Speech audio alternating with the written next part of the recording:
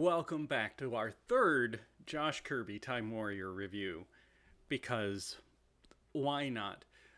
The series kind of stabilizes. 2 is definitely the low point in terms of weirdness with the continuity and the fact that they clearly cut it out of order and things make a little more sense moving forward. That's still not saying it's great, but let's go ahead and dive right in. So we get our normal intro that's at the start of every one of these. At this point, you just need to remember that Josh and friends were looking for nullifier pieces, and then through the power of bad editing, Josh got somehow blown out of the time pod mid-flight and hurled into the time stream or hypertime all by himself. Which brings us to today's adventure, trapped on Toy World. Josh flies through the time stream and somehow lands in a giant pile of leaves, which is apparently enough cushion to protect you from falling through time. As he wanders through the forest, he finds a charming little gingerbread house and a new friend, a cheery, upbeat toy named Annie. Hold still. Can't be too careful these days. Cooties, you know. I feel like if I'd seen this as a kid, Annie might have given me some interesting feelings. A non? Non-toy. And what's that make you? Unzip me. See what I mean? While trying to get information about where he is, and ignoring Annie's weird interest in him, he gets attacked by a man in a really bad bear costume. Backed in the time pod, because remember, these characters exist too, even though they will do almost nothing for this entire movie, Prism is trying to locate where Josh went so the team can go to him. While Erwin is going on a monologue about how unparalleled his intelligence is, even though he admits Zoetrope is smarter than him, Prism dances around on the controls, causing some malfunctions, which leads Azabeth to share one of her rules of Kang. Really, the only reason I talk about the characters on the time pod for the rest of this review is to share the rules of Kang. In this case, that which is unparalleled cannot be infallible, which is, I guess, a really weird way to just say nobody's perfect. That seems like a very strange rule. You only have 21 rules and you spent one of them on that? Back at Annie's house, Josh has to change into some new clothes after Annie poured paint all over him as a funny joke.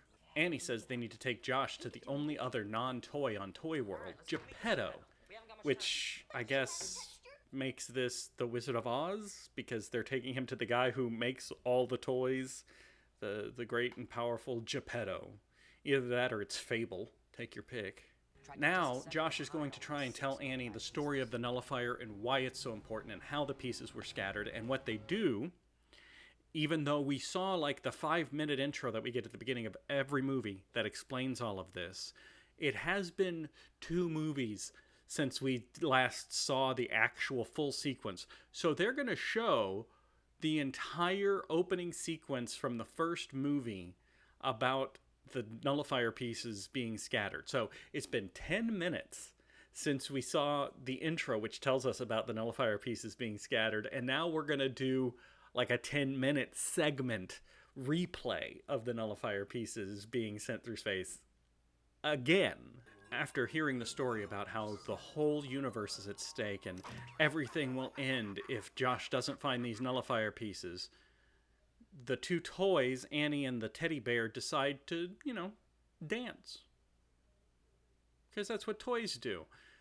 Josh then gets very frustrated and notices a weird box in the corner of the room. And so for no reason at all, he goes up and twists a knob on the box, which causes a terrifying Jack-in-the-Box to pop up, holding a piece of the nullifier in its mouth. So in all of infinite time and space, Josh just happened to land near a nullifier piece and was somehow drawn to not the piece itself, but a box with a switch that activates a Jack-in-the-Box that unleashes the piece. What? Tiring? Exactly. A modern-day doll needs stimulation, and I'm just not getting any. Okay, the writers have to know exactly what they're doing at this point, right? Non-toy caress. To share with that special someone a physical and emotional bond of pure passion. The power of true love. This better not awaken anything in me. With the help of the two toys, Josh finally makes it to downtown Toy World and meets all of the strange inhabitants. I should point out, they continually refer to Toy World, but Toy World really seems to be just this one little town. Like, there is an entire planet, but every time they say Toy World, they mean this town, not the planet that they're on, that they will explore a little bit more later. So, fair enough. We finally meet Geppetto, and Geppetto's gimp, Action Jack. Action Jack is chained to Geppetto's throne, and he's a very warlike army toy, which is why he's kept chained to the throne. He's also very dissatisfied with all of the behavior that the other toys show, and is kind of a jerk. Geppetto seems to just be a pleasant, doddering old man, and Josh explains he's on a cosmic quest of life and death, and Geppetto decides it's time to start the daily show where all the toys sing and dance for his amusement. We are the toys of Toy World, the happiness and the joy world, a toy for every boy and girl in Toy World. Yeah, it's a musical number. It's going to go on for a while. And something about the singing, dancing, and the music all gives this like a nightmarish feel to me. It reminds me of like a scene from Lex. And if you don't know what that means, you should go check it out. I love Lex, but it has a very strange otherworldly quality that is just continually mildly uncomfortable. And that's this. If I was Josh right now watching all of this happen in front of me, I would be crapping myself in fear. Hey, one more time! We are the toys of Toy World. To each their own, I guess. Between showing us the whole nullifier sequence again and this long drawn-out song and dance number, I really get the feeling that they just kind of ran out of material for this particular episode. At least the musical number's almost over, right? Yo, yo, yo, heavy tea in the house. Break it down, brother bear. Oh god. Maybe we should just let Zoetrope wipe out the universe.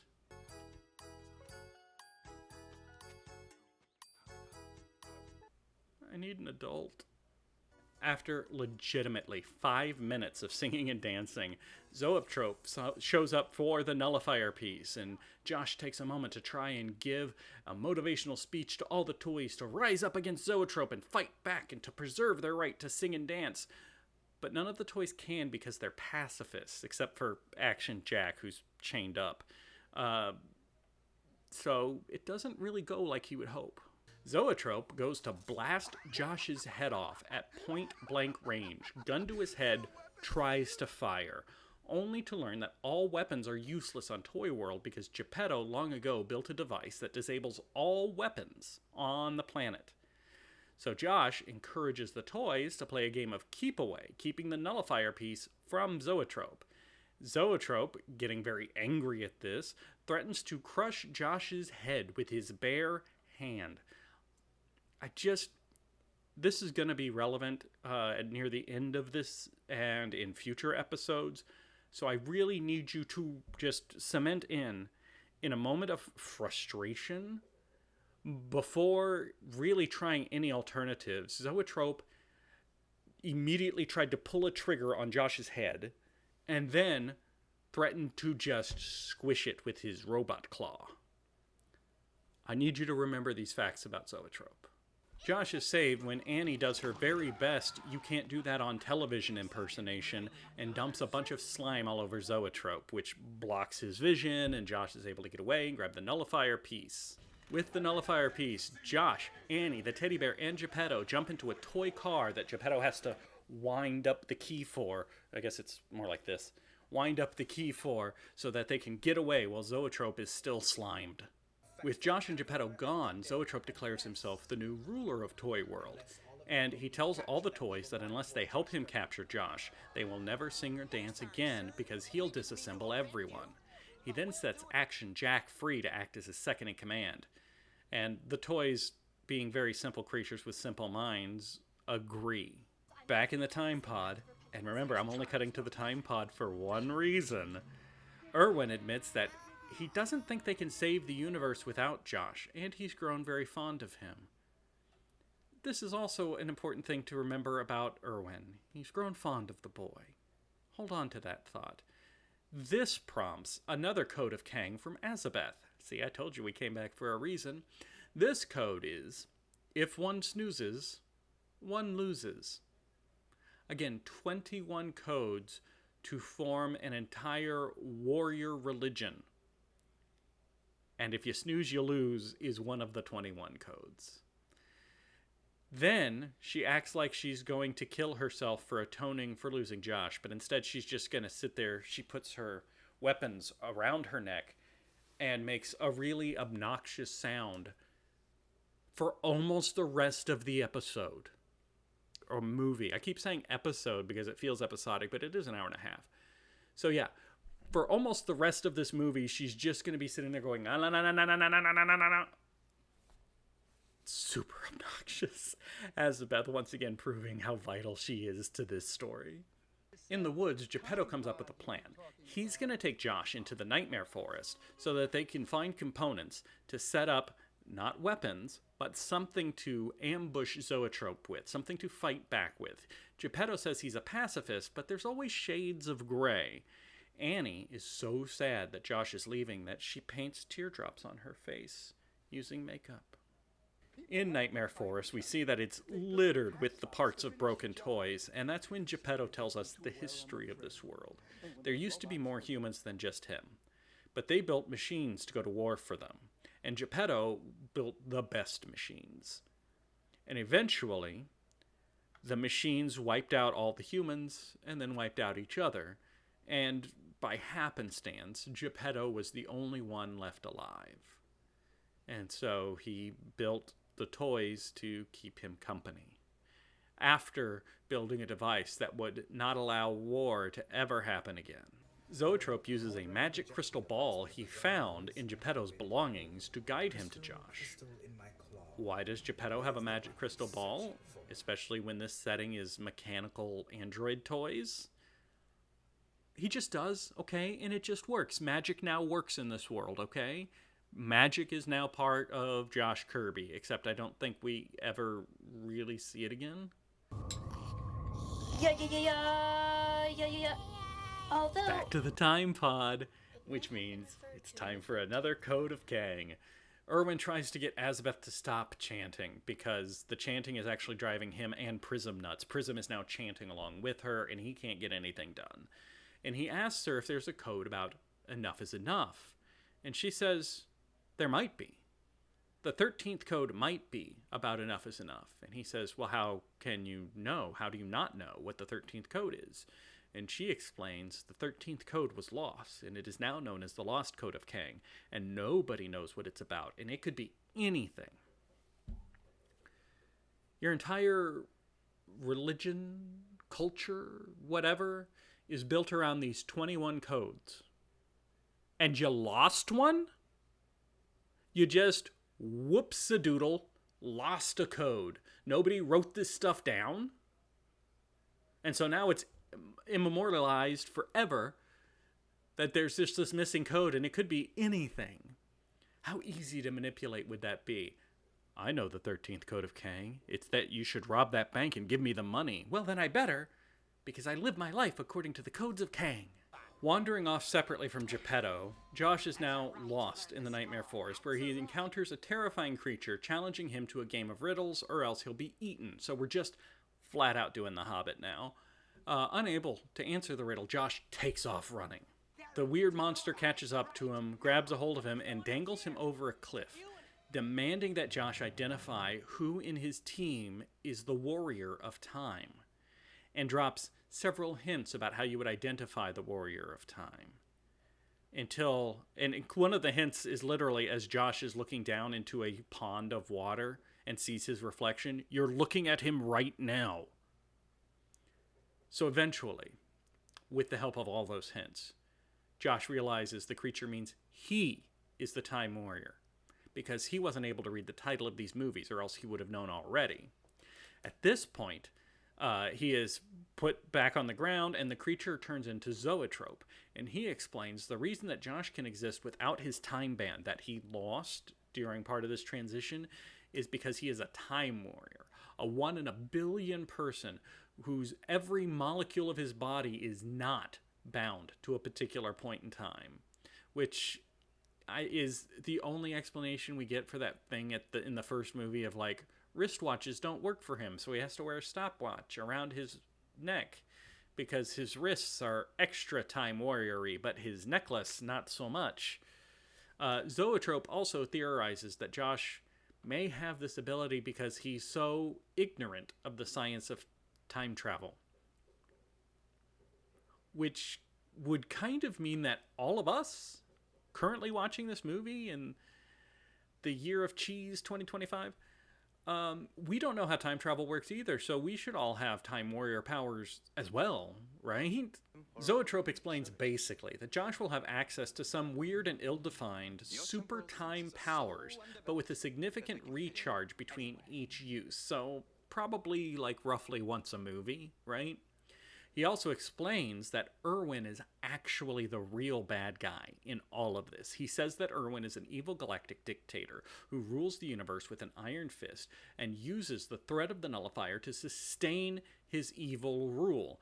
Zoetrope is actually a freedom fighter who's trying to get the nullifier out of Irwin's control. And spoiler, I guess, for the series, if you're watching these reviews, you might not be watching the movies, and that's fine. He's telling the truth. Josh doesn't believe him at this time, which is fair. But Zoetrope is actually telling the truth. Irwin is actually the enemy, and Zoetrope is actually a hero, which is a pretty cool twist for a children's series of movies. Except, do you remember those things I told you to hold on to? Like, I guess Irwin being fond of the boy and wanting his help and wanting to save him doesn't preclude him being an evil galactic overlord, I guess. But Zoetrope, our good guy, our freedom fighter, our person trying to save the universe from the clutches of evil, tried to blow the head off of a boy who didn't understand what was going on. It's not like this was a loyal soldier of Irwin. He knows that Josh had no clue that Irwin was a bad guy and tried to blow his head off with a gun with no warning, and then tried to squish his head into pulp. And this wasn't episodes ago. This was like an hour ago in their time. So yeah, of course Josh doesn't believe that this is true. I wouldn't either. This man just tried to blow my head off. Defiantly, Josh goes to tackle Zoetrope, only to discover that it was a holographic projection. And to be fair, there was a scene earlier where, along with the crystal, Zoetrope discovered a holographic projector in Geppetto's tower. So this isn't as out of left field as it sounds in this explanation. But anyway, now Josh is hanging off a cliff, trying to use his magic powers to save himself. But his magic powers don't activate. Luckily, the teddy bear, who was forbidden to go into the forest, because all toys are forbidden to go into the forest and can't go into the forest, and even Annie, who was in love with Josh, couldn't go into the forest, wandered into the forest and helps him up off the cliff.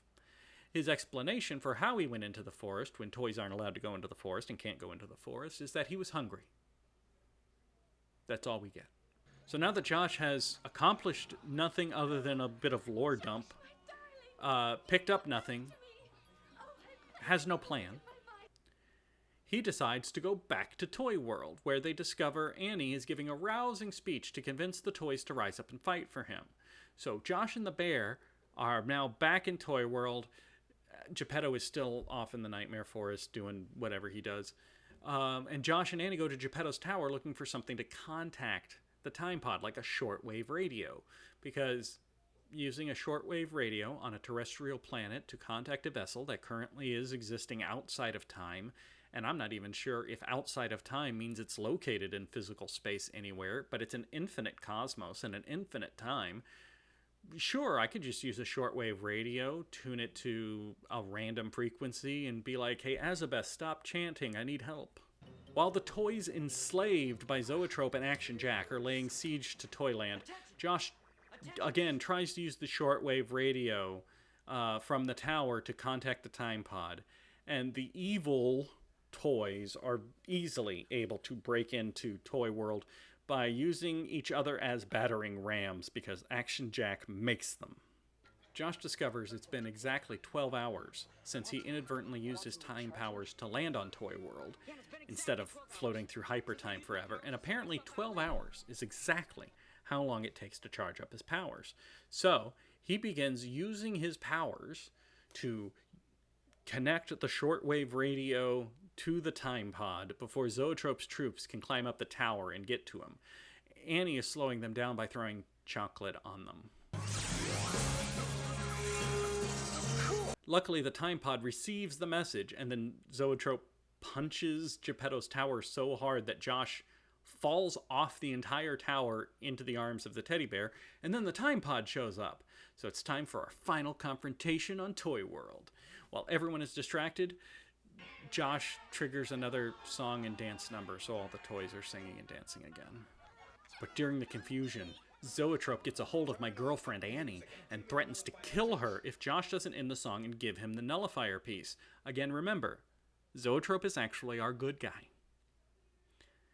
That's when Geppetto returns with the secret weapon he's been building, something that the anti-violence device won't stop. A pie-slinging trebuchet, and he starts flinging pies at Zoetrope, which leads to a citywide pie fight.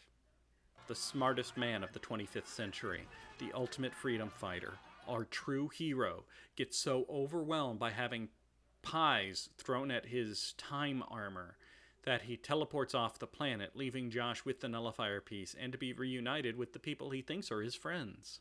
Josh is declared an honorary toy, but now he has to say goodbye to his friends Teddy Bear and Annie, who confesses her love for him and kisses him, which makes Azabeth a little bit jealous. But that's all for our adventures on Toy World, and we're officially halfway through Josh's adventures. We do get one last coat of Kang on the way out. Azabeth gives a warning to Josh. Those who abandon truth once may never find it again. What does this mean? In context? Out of context? What does it have to do with anything? No clue.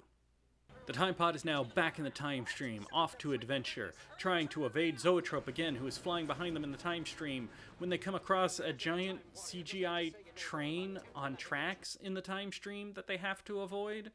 Azabeth says, "Use your powers, Josh," because Josh explained to them about him being a time warrior, and Josh explains that he needs time to recharge. And just when you thought we were done with Codes of Kang, we get one last one for this episode. If you lay claim to a title, be prepared to defend it at any hour of the day or night. Okay, sure, you can, that's fine. You can have that as a rule of your warrior culture. Anyway, that's the end. Next time, we cut to Josh Kirby, Time Warrior, eggs from 70 million BC. I hope you guys are enjoying the Josh Kirby series. Honestly, if I had watched this as a kid, it would have been so rad. Watching it as an adult, it's kind of silly, but it does have some moments to it. The twist of Zoetrope actually being a good guy it's not well done, but it is a good twist to have in a series like this, so I'll give it that. But a train in space-time, a train outside of space-time? What? Hope we find out more about that next time. Anyway, I gotta jet. I'll see you guys. Hey, thanks for being here.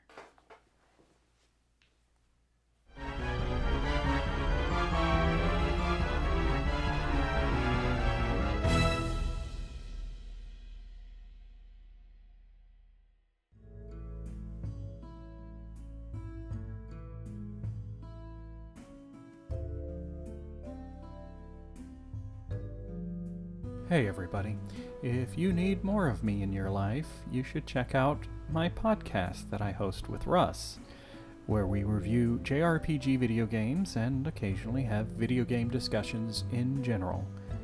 Home on the RNG. It's available where the podcasts are. Check it out. Or Don't. I'm not here to tell you how to live your life.